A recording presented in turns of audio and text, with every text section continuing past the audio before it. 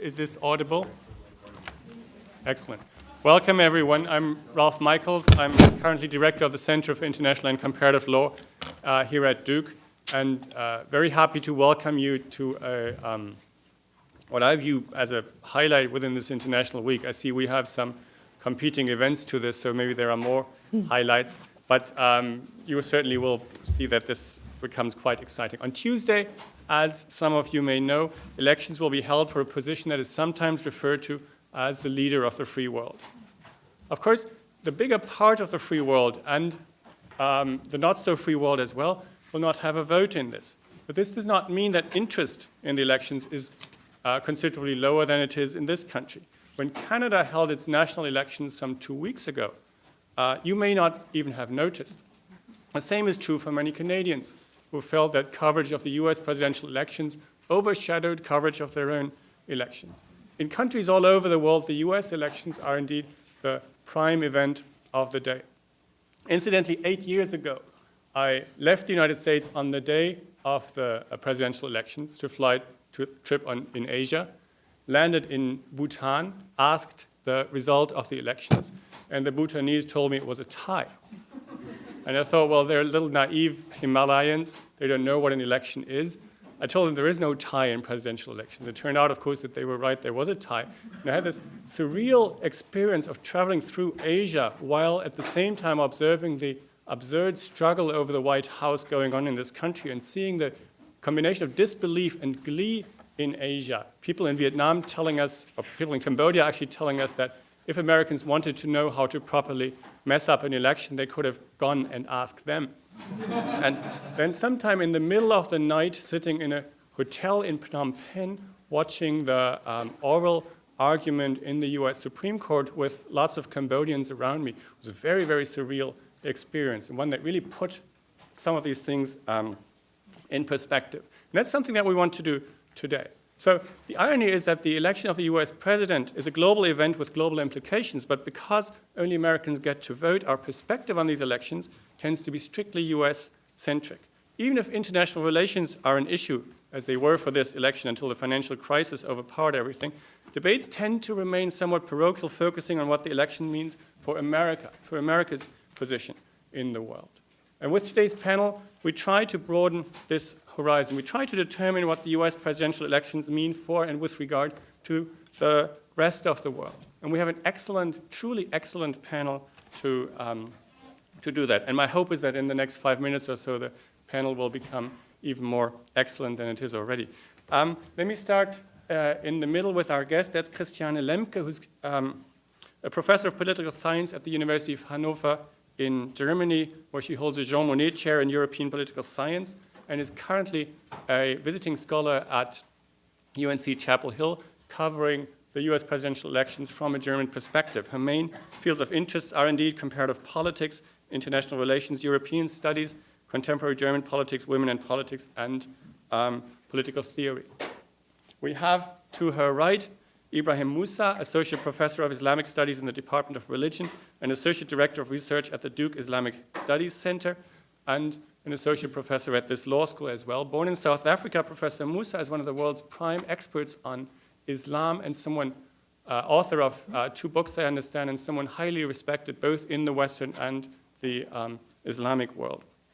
To Christiane's left is John Dugard, currently visiting professor here at Duke, previously a professor in the Netherlands, and before that, most of his life in his home country, South Africa. He has served as a judge ad hoc on the International Court of Justice and as special rapporteur for both the former United Nations Commissions on Human Rights and the International Law Commission. So someone from the core of international law. And then to his left will be our own Don Horowitz, James B. Duke Professor of Law and Political Science at Duke University. Written 6 books, numerous articles, most importantly, constitutional design, electoral systems, especially for divided societies, and has studied numerous countries with maybe a slight prominence, most recently at least, on Asia. So you can tell this is a truly excellent panel, which suggests that I now shut up and leave the floor to the panel. What we'll have short presentations first of our panelists. We'll then see if they have things to say to each other in discussion, and then we'll open up to the audience for more questions, comments, discussion points, etc. So, Christiane, do you want to start? Yes. Thank you very much for the kind introduction. This is truly an exciting time. It's about the 8th presidential elections I'm able to observe here in the U.S. As a scholar, and certainly the most interesting historic one. If we look at the U.S. from the European perspective at this point in time, Obama is the clear, will carry the victory of these elections. If Europeans were to vote, there is an overwhelming majority in the major European countries, according to a recent Gallup poll, by 2/3 of the people who would vote for Obama. What I find very interesting in this same survey is that the people who think that an Obama victory would make a difference is very high.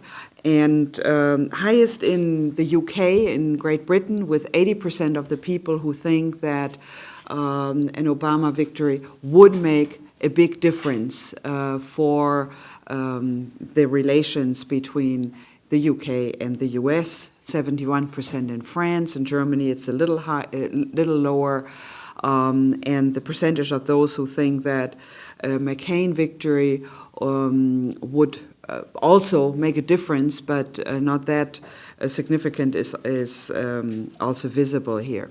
I have 3 points I would like to share with you here, and because I have a time limit, I will try to keep it short. Number one, the first remark I would like to make is that leadership change in the U.S. will make a big difference for Europe, no matter who becomes the president of the United States. There is a widespread feeling, both among political elites but also in the population, that the Bush administration of the past 8 years have brought a lot of trials and tribulations, especially to Europeans. The Iraq War was a point when transatlantic relations hit a rock bottom. NATO is not in very good shape. Europeans feel left out in a number of decisions the Bush administration made. Climate change is a key issue for Europeans. And from the European perspective, the U.S. has not been very cooperative in international climate change debates and agreements. So whoever comes after Bush will get credit for making a difference and introducing change. Now, a second point is that an Obama victory would clearly be more significant. For 2 reasons. Number one is that most people feel that Obama is bringing something very special to the American presidency, being an African American, coming from a family background that is tied to an immigration story of his father being in the U.S. from Kenya. A lot of Europeans can relate to this biography, to this story, very well. In France, you read several articles these days about the significance of immigrants and how to integrate them into society. The American situation right now is seen as something very significant, a kind of model that Europeans would like to follow but have not been able to. So it's a truly American story. The other reason why Obama is very popular in Europe is that Europeans often think that he is in his heart a European. I read in one of the articles that he may introduce a European-style social welfare state, which is certainly not true. But the perception is, and perceptions play a major role, that he is more interested and more geared towards active government, the way European countries usually conduct political business, to have an active role of government.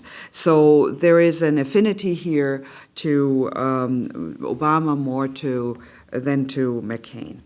The third point I would like to stress is that changes will be both on the level of policy styles, the way in which the new American administration will communicate with Europeans, and it will also be, in terms of structural changes, very, very significant. And the reason is the financial crisis.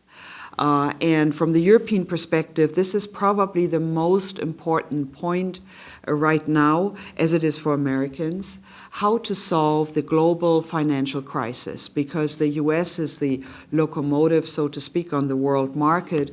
The European Union is as a large trading region, and a region that is exporting to the US but also to other countries highly affected by the financial crisis.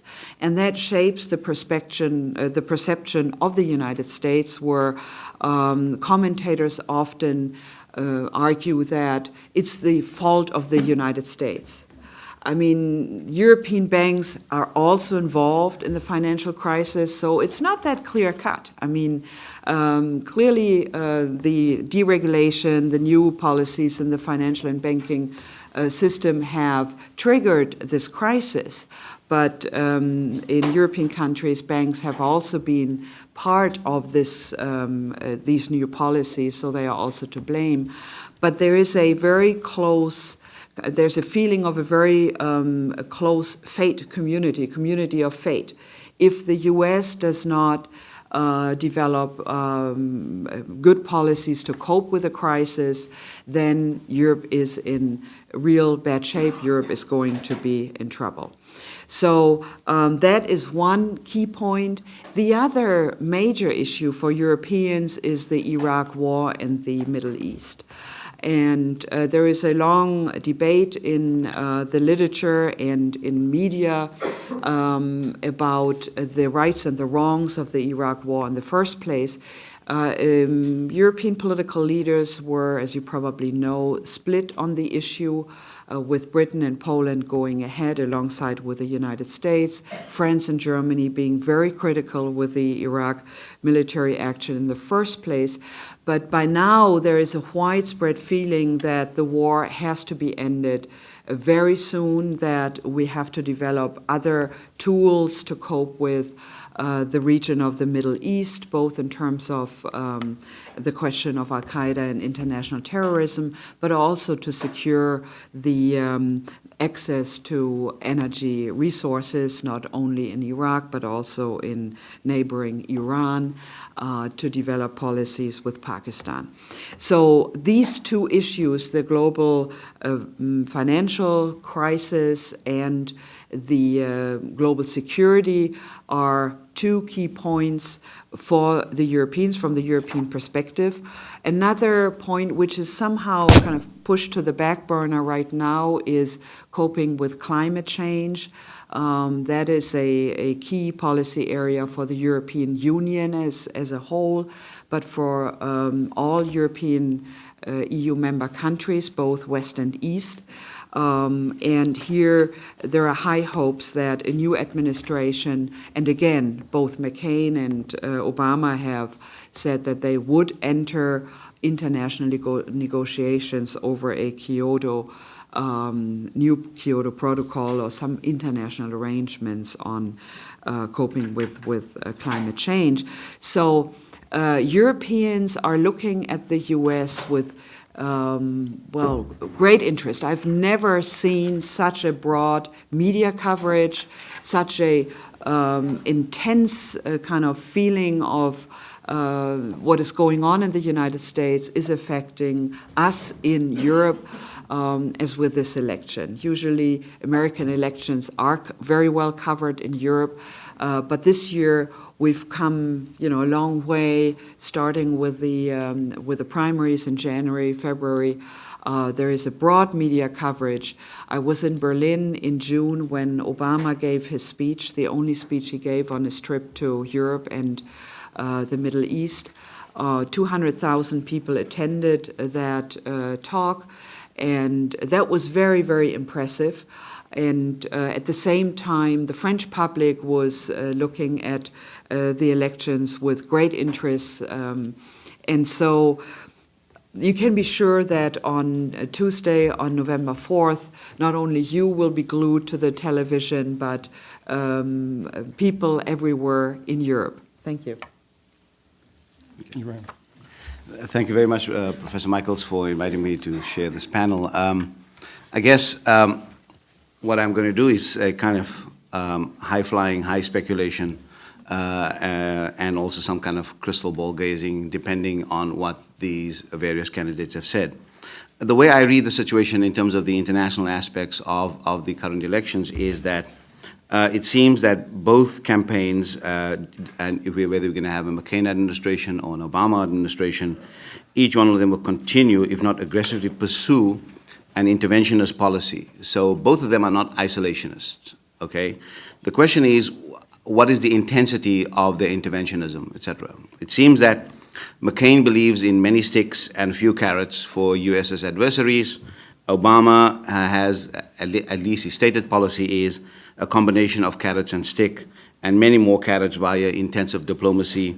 And also, I think he has made a major shift in his attitude that he will not have preconditions in negotiating at different levels before even a presidential or high-level meeting with the U.S. adversary. So that does mark a shift in the attitude towards countries like Iraq, for instance, and also, I guess, in terms of closer to home, in terms of Cuba. But it seems that what I haven't yet seen is that both campaigns have not given up on President Bush's policy on the war on terror, which is the kind of sledgehammer approach that everything can be violated in order to achieve the United States' strategic objectives. So one is not clear where they will go. Neither have they spoken eloquently about the Bush doctrine of preemptive strikes. I mean, so that for me is a bit kind of worrying. And when Obama, for instance, says things like, if he has actionable intelligence to go after Al-Qaeda in Pakistan and Pakistan is not willing to act, then he will go after those adversaries. It does mean that he has not completely abandoned the Bush doctrine, and the consequences of that has been great. In recent months, we have seen the kind of collateral damage and many civilians dying in Afghanistan. There's been a cross-border raid into Syria 2 days ago, etc. So these are ongoing activities, and currently also there are there's U.S. presence and drones attacking targets within the Pakistan's tribal areas, etc. And there are, we're not entirely clear whether these are legitimate military targets and how many how much collateral damage is taking place there. I think that the whole question about Iraq is right now in limbo. It seems that the security agreement, Maliki is waiting very eagerly to negotiate not with Bush but with the new administration. He hopes that he will have a President Obama to negotiate with. And the issues that are involved in this security agreement is, one is on the timing of the U.S.'s troops withdrawal. The other is the kind of protection that U.S. troops will have within Iraq.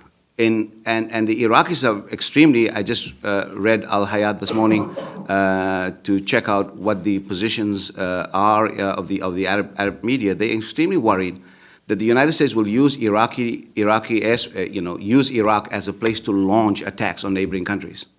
And they have been talking about the attack on Syria. And obviously, Maliki and Baghdad today is very, very Iran-friendly, and they would not want to see that attacks on Iran takes place from Iraqi territory. So therefore, the whole security agreement is on limbo, and as you know, that the Bush administration wants this agreement in place as soon as possible.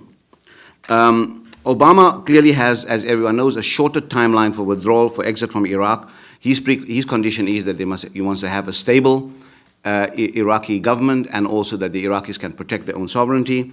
McCain wishes for victory in Iraq, but doesn't define what that victory means. I'm very worried about Obama's position insofar as that this withdrawal, because the platform that is being created in Iraq right now is a sectarian platform. In other words, the political system right now and the advantage that the Shiites have, being the majority, with very little given to the Sunni minority, and right now we've paid off the Sunnis to work with the U.S. armed forces. So all the kind of the Sunni uprising, etc., is basically major payoffs, and there's financial incentives for them. How that will translate into a stable Iraqi government that will be able to defend itself, and there's a strong possibility that as soon as the U.S. withdraws, there could be a civil war, or Al-Qaeda can come back into play. And I don't know if you've noticed that Al-Qaeda moves through a corridor from Iraq to Afghanistan all the time. It's like a cat and mouse game. You don't need to be a rocket scientist to figure this one out. Because one minute it is there for 6 months and it moves over, then there's a lot of intensity in Afghanistan, then Afghanistan is withdrawal, then it's back there. So there's a whole movement going on there, and I'm not entirely sure that both campaigns have any idea of how to deal and to make Iraq stable right now. I mean, everybody's talking about the Iraqis need to stand up and they must take control, but I'm not entirely sure how effective that's going to be. You know, the war on terror, coming back to that point, is the kind of a all-consuming sledgehammer approach. Obama talks about using a scalpel, but he has not exactly laid out how he's going to deal with that. In Europe and other parts of the world, there's been a lot of dismay about this thing about the war on terror. Many Europeans believe that this is a kind of a overreaction and makes the U.S. lose perspective. On the Iran situation, McCain obviously is talking about sustained aggression against Iran. Obama obviously wants to engage in talks to end the nuclear standoff. Now, the whole question about the nuclear standoff in Iraq is that, in Iran is that Pakistan, India, and Israel have nuclear weapons. And so the nuclear genie is out of the bag, and I'm not entirely sure how either of these administrations, how they're going to deal with a new global situation where you have to take these realities into consideration. What both these campaigns have not anticipated, in my view, is that what if Iran looks eastwards? If Iran looks more intensively eastwards towards China and Russia, if the US and Europe pushes it to the brink. For instance, think of this scenario that with the oil prices dropping, and it's already at $87 a barrel today. This morning, you know, Thomas Friedman believes that the oil prices, in his column this morning in the New York Times, believes that the oil prices will push Iran, and Ahmadinejad having sleepless nights and he's exhausted, etc. So that might, he's worried about what's going to happen because he can no longer sustain the Iranian economy. But what about the scenario that Iran promises Russia or China that it's going to give it oil at rock bottom price for 20 years? And right now, Iran does have those kinds of agreements with, I think, with India and possibly with China. But what if it strikes such an agreement with Russia on the condition that it comes under Russia's nuclear umbrella? That would change the scenario. And with the changing, you know, geopolitical context in Central Asia, that might create a lot of challenges. So there is this plausible scenario that Iran will look elsewhere for its military alliances, etc. Afghanistan, Obama is talking of a surge. But I'm very worried whether a surge in Afghanistan will not lead into a quagmire, and then the US will be in a situation of a double quagmire. NATO generals have already said that the solution to Afghanistan is not only military. You need a political solution. And right now, no one has a clear political solution of how to deal with Afghanistan.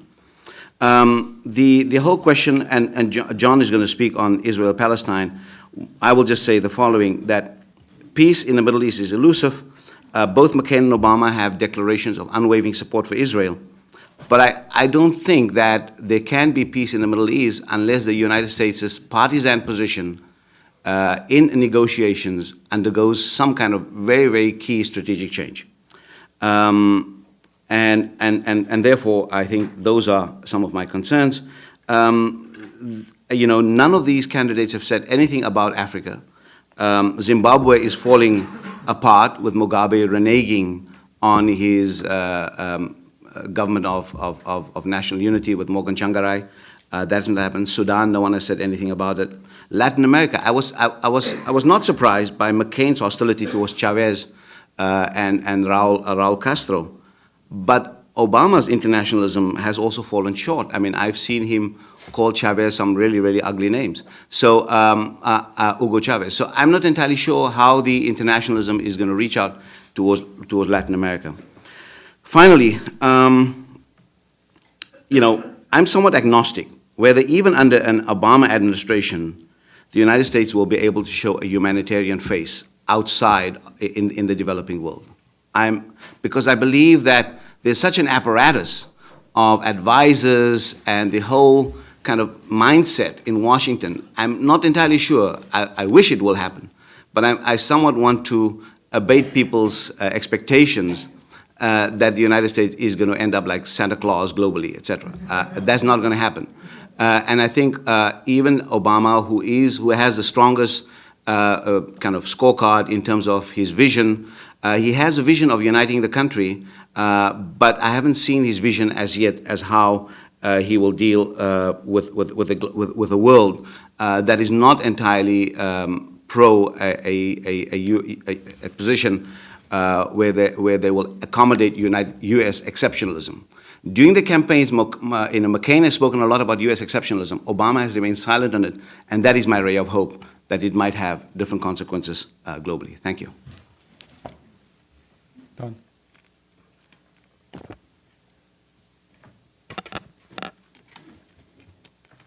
Thanks. Well, whoever the next president is going to be more constrained than either candidate seems to think. And I want to make that point by considering a few concrete issues: Iraq, Israel, Palestine, the Taiwan Strait question. The Iraqi government is feeling pretty good at the moment, even a bit overconfident. It's even happy with the Iraqi security forces, and it's beginning to think that the Iraqi security forces are up to the challenges that they will face. So that the game of chicken that the Iraqi government is playing with the United States government on the status of forces agreement reflects not really the fact that they're waiting for a new administration, but it reflects the fact that the Iraqi government is feeling pretty good. Obama thinks that his position for withdrawal lines up well with Maliki's. You'll recall that he said that the odd man out now is George Bush, but that's likely to change, and I'll tell you why I think so. No one is going to want more Iranian influence in Iraq than the minimum that is unavoidable, and that's already a significant degree. That means that the plan to withdraw American troops is going to proceed more slowly than it might otherwise proceed.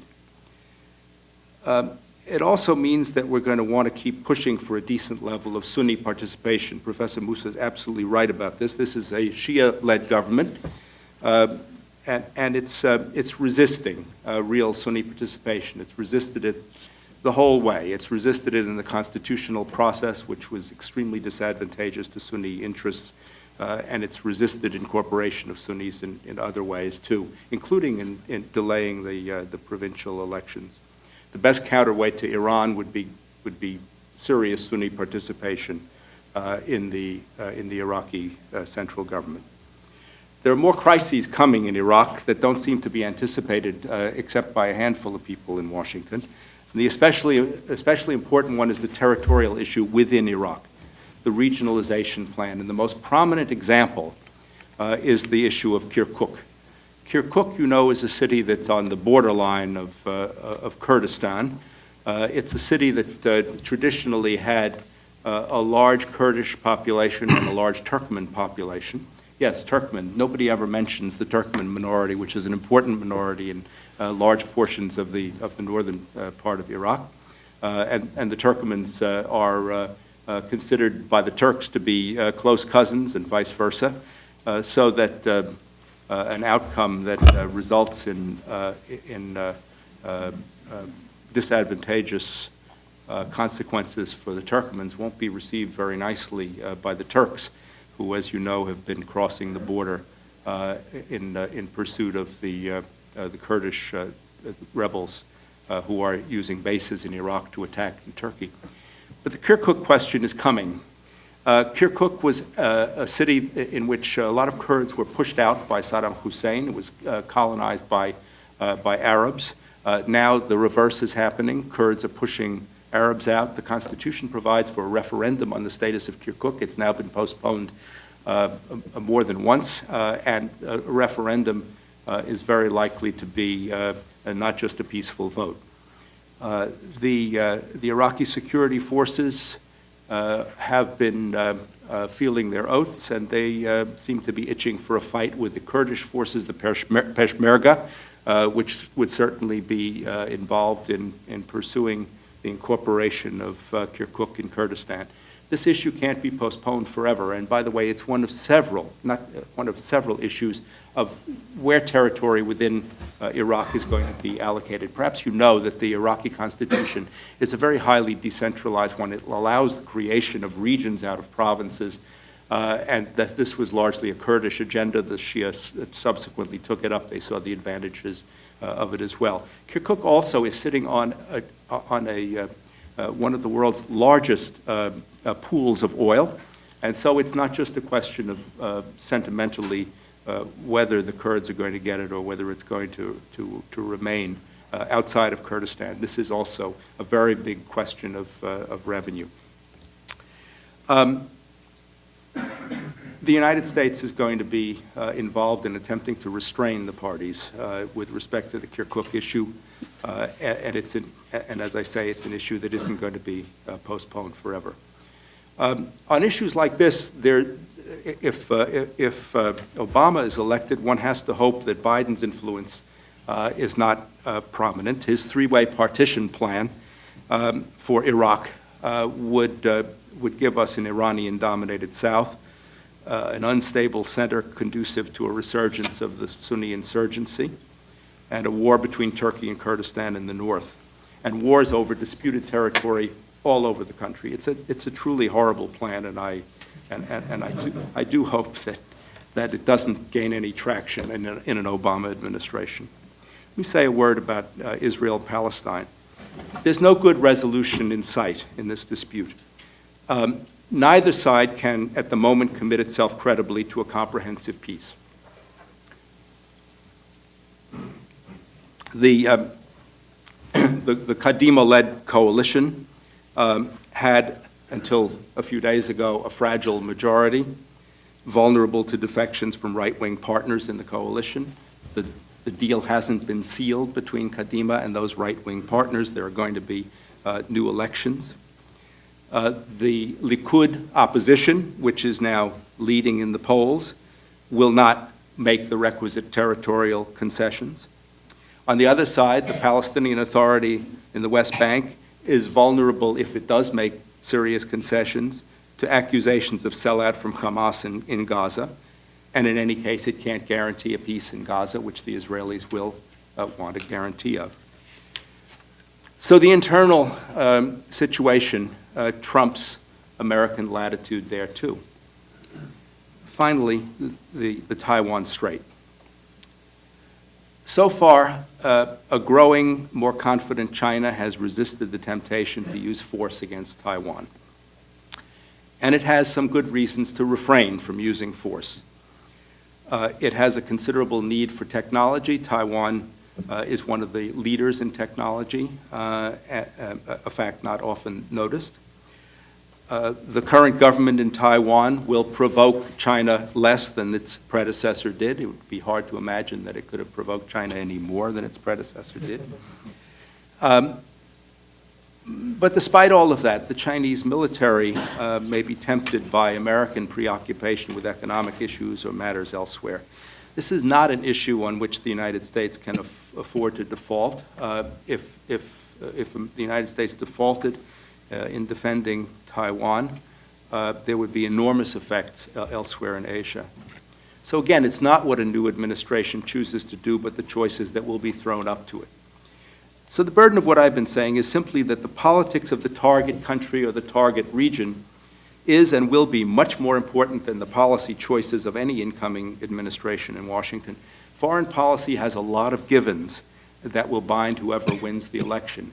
And if you doubt the importance of the situation in the target country or the target region, just think back to the invasion of Iraq and how there was very little, if any, attention given to what the likely alignments might be in Iraq after an American military victory there. No administration in Washington gives sufficient attention to the domestic situation that it encounters when it frames foreign policy. But I can tell you that the failure to do so is usually fatal to the policy.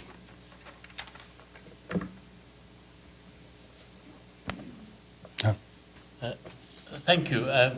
Well, as previous speakers have said, the United States election has serious implications for the whole world and also for international institutions such as the United Nations and its specialized agencies, and I'm going to be talking about their expectations. I think it's true to say that election time is not a time for dealing with difficult policy issues. There are many issues that seem to be taboo, or at least issues that are not important. So, for instance, neither candidate has really spoken much about the United Nations and the United States. I know that McCain has suggested that the United Nations should be replaced with the League of Democratic States, but that's not a suggestion that has been vigorously pursued. I think it's simply electoral talk. And other institutions like the International Criminal Court, the International Court of Justice, and the Human Rights Council have not featured at all in the debate, unless I have missed something. But of course, that doesn't mean that the outcome of the presidential elections do not have serious implications for these institutions. And what I would like to do in the brief time allocated to me is to talk about what the wish list might be of these international institutions. I think there's a general hope that the United States will attempt to regain its leadership of the free world. I know that George Bush has spoken very often about the importance of freedom in the world, but he has done very little to promote the essential foundations of freedom. He's done very little to promote human rights or the rule of law in the international community. So I would hope, and I think I speak here for the international institutions, that the United States would seek to adopt a leadership position in the United Nations.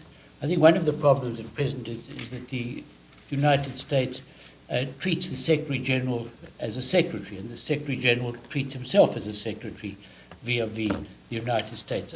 I would like to see the United States allow Ban Ki-moon to become more of an independent player.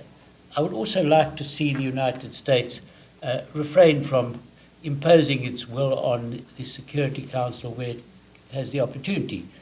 For instance, if one looks at the Quartet, the body that is responsible for furthering the peace process in the Middle East, it's quite clear that although there are 4 members, the UN, European Union, Russian Federation, and the United States, it's very clear that the United States takes all the decisions. In other words, it bullies the Quartet into following its ways. So I would hope that the United States would pay more attention to promoting multilateralism and the real needs of the United Nations. I think, too, it would be helpful if the United States could regain its membership of the Human Rights Council, or at least become a member for the first time. This body is very controversial, and I think it does require a United States presence, and I hope that that will be achieved. I also think it would be wise if the new administration would give serious attention to joining the International Criminal Court. The International Criminal Court is now well established. It's shown itself to be a responsible body. And I think everyone accepts that within 20 or 30 years the United States will have to become a member. So I don't think it's necessary to delay that process. Also, I think the United States should pay more attention to its position in respect of the rule of law in international affairs. The Bush administration has withdrawn from the Vienna Convention on Consular Relations following its defeat before the International Court of Justice. But still more serious, perhaps, is the refusal, rather than the failure of the United States to give any recognition to the advisory opinion of the International Court of Justice on the wall that Israel is constructing in Palestinian territory. This is seen abroad as an indication that the United States is not seriously committed to the rule of law in international affairs. And so let me conclude by saying that none of the issues that I have raised have featured prominently or at all in the presidential debates, but that doesn't mean that they will not or should not be addressed by the new administration. Just maybe end with on a lighter note. What I always find amusing is that during presidential elections, both candidates promised to move the U.S. embassy in Tel Aviv to Jerusalem as an indication that it recognizes Israel's administration over Jerusalem. But history has shown that presidential candidates who have made this promise have never carried it out. And so I think one must simply regard this as a bit of electoral talk. Thank you very much. Well, thank you, every one of you. We had a short time amazing coverage of large parts of the world. What I would suggest is first allowing each of you to address someone else on the panel or everyone else on the panel very briefly if you want to say something, and then see what the audience has to ask or question.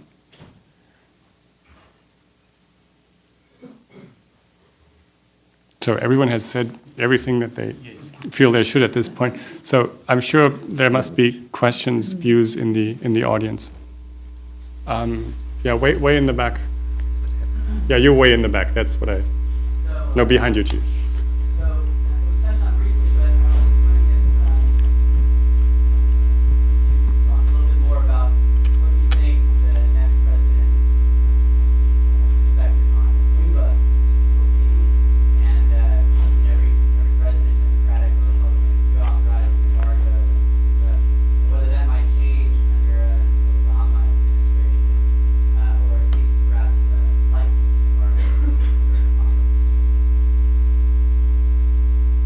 So there's one country we've hardly covered. Don't you know that Florida is a swing state? I think the status quo will prevail under any administration, that in the short term, unless there's a serious attempt to change the regime in Cuba. Or in Florida. Or to change the electoral college. Mm-hmm. Has Obama, I haven't heard him on that, but maybe did he say something about Cuba? Is his position on Cuba clear? I don't know what he said about it, but I could write the speech because he's trying to win Florida. It's a taboo. Yes. Gia.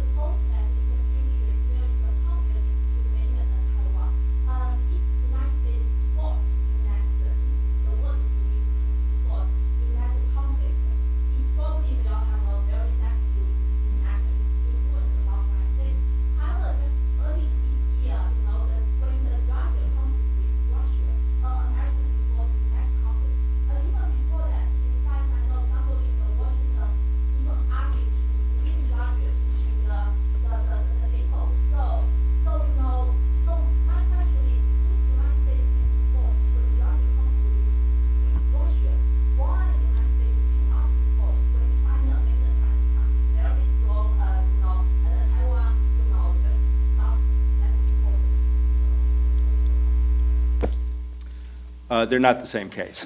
Not at all. Georgia is not in NATO and is, from all we can tell, isn't going to be in NATO very soon. And furthermore, there was no promise or pledge to defend either the Abkhaz or the Ossetian territory in Georgia that came from Washington, except that Washington recognized both Abkhazia and South Ossetia as being part of Georgia, and that hasn't changed.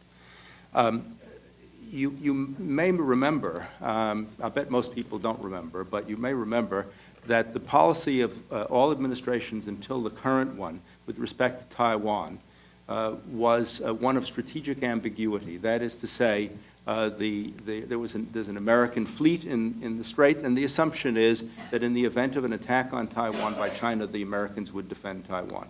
And the Americans have been sending, and just have recently agreed to send more weapons to Taiwan over vigorous protest from China.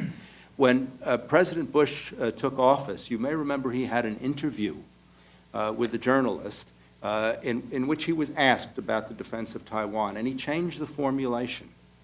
He was asked, would you defend Taiwan? He said, yes. And he said, what does that, the journalist said, what does that mean? And he said, whatever it takes. This was not an accident. This is not a slip of the tongue. Because he was asked, as a matter of fact, he was asked the second time, he said, well, what does that mean? He said, whatever it takes. So this was a kind of a new wrinkle on the old policy of strategic ambiguity, and it seemed to embrace a rather firmer commitment. Now, of course, that commitment wasn't tested during the heyday of the war in Iraq. You may also remember that Donald Rumsfeld, the then Secretary of Defense, once said, not apropos of Iraq, not apropos of anything, he said, the American military is easily capable of fighting 2 wars.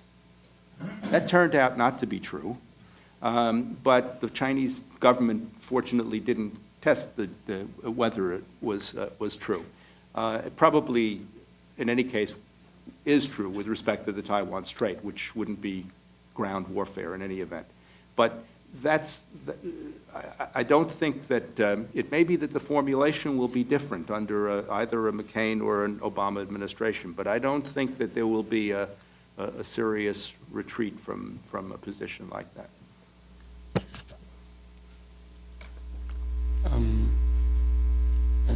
Here and then there, and then up there. No, in front first. Sorry.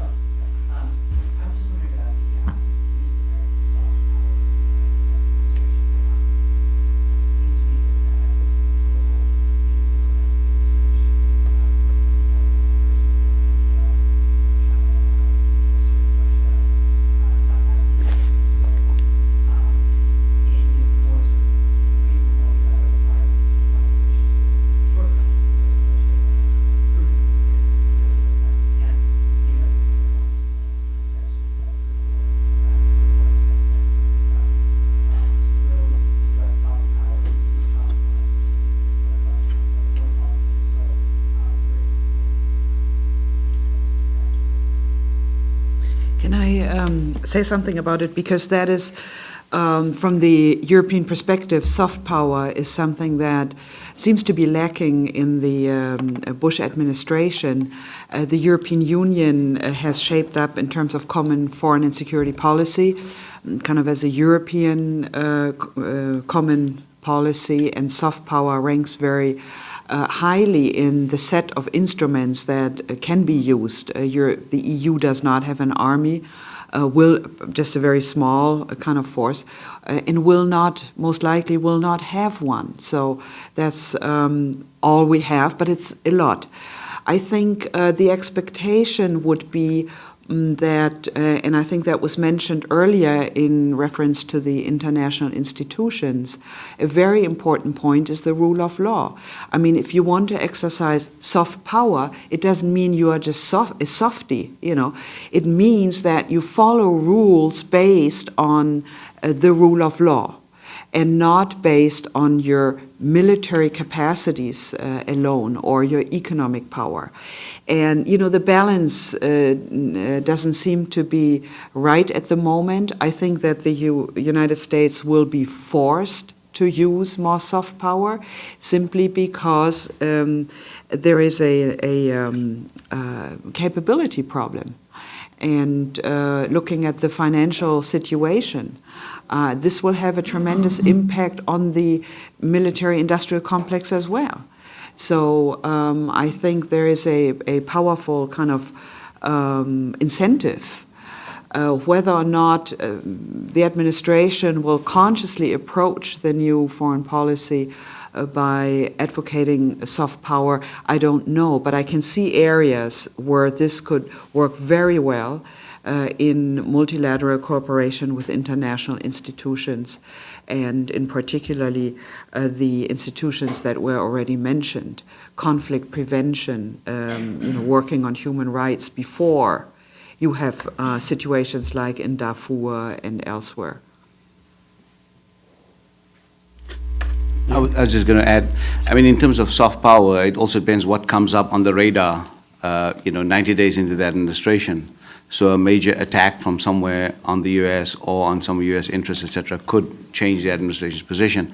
But I think what will really, it will really require a new president to declare the United States' determination to become a player in the multilateral organizations, et cetera, but also to abide by the rule of law and also support those kinds of activities, democratic movements in places like Pakistan, in other places, et cetera, which these places do turn out to be the lightning rods for kind of internal dissent that also then goes after the far enemy and the near enemy, when they can't get to the near enemy. So I think there will have to be some kind of imaginative policy towards preempting increasing militant activities in certain parts of the Arabic and Islamic world.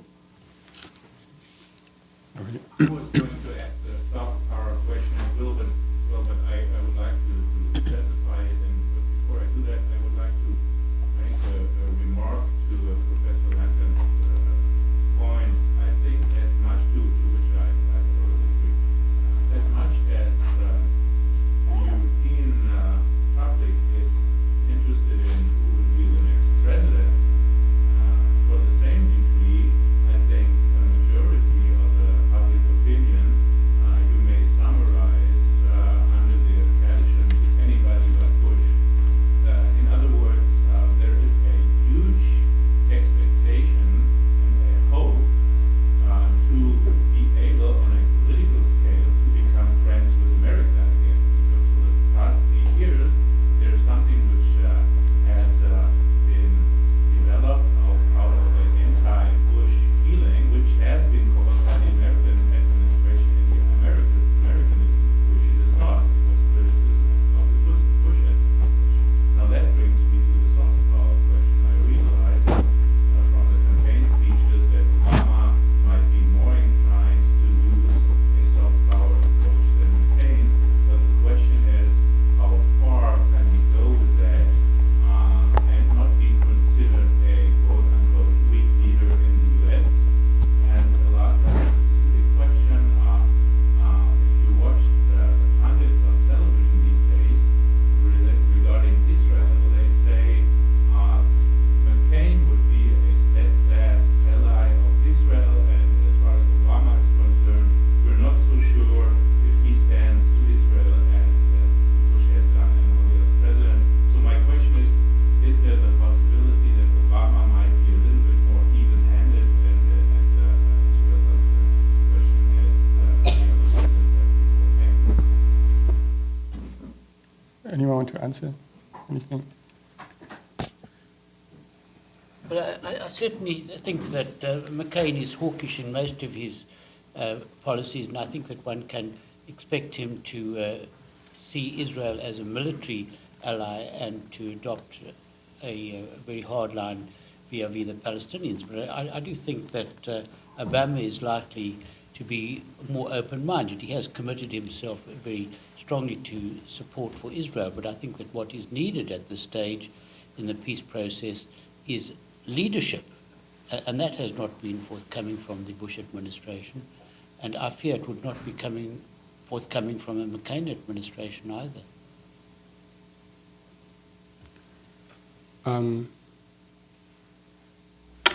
Okay. I'm sorry, there was a question if Obama is considered weak in the U.S. He is going more towards soft power. That has not been answered. Oh, okay. Anyone has an answer to that? Sometimes panelists use the prerogative of just ignoring parts of questions. I think there's been a recognition in the last couple of years in the Bush administration itself that it needed a better balance. You remember the appointment of Karen Hughes for public diplomacy in the State Department. There's been a revitalization of the democratization efforts in the State Department too. So I don't think that I don't think that soft power and hard power are really mutually exclusive alternatives. I think that they can coexist, and I think any administration is going to want to keep the balance between them. I don't see that either one of them is likely to be more or less inclined in that direction than the other. In any case, a lot of the soft power initiatives are going to come from the permanent bureaucracy and not from the new administration. I mean, I would just say there's a great opportunity for soft power, but it depends what's going to come through the window. And I think that the Bush administration has lost so much credibility that even its soft power just, no one took notice of it, etc., and was seen to fuel its own kind of strategic objectives. So there might be an opportunity here.